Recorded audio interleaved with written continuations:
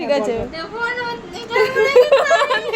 না বল বল বল দাদি বল হ্যাঁ।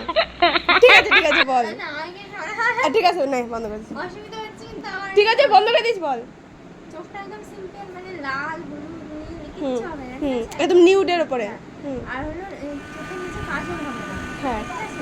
মানে আইলাইনার হবে হুম আর একটু গ্লোয়িং গ্লোয়িং হবে ঠিক আছে যা খুশি। আর কলকাটা হবে স্কিন কালার দিয়ে হুম হুম হুম আর কিছু না।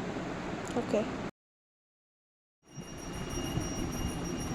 তাও এরকম থাকলেই ভালো বাবা এমন বৃষ্টি বৃষ্টি হচ্ছে না খুব সুন্দর হয়েছে কলকাতা দারুণ লাগছে মিষ্টি পরে আরো ভালো লাগে রিপোস্ট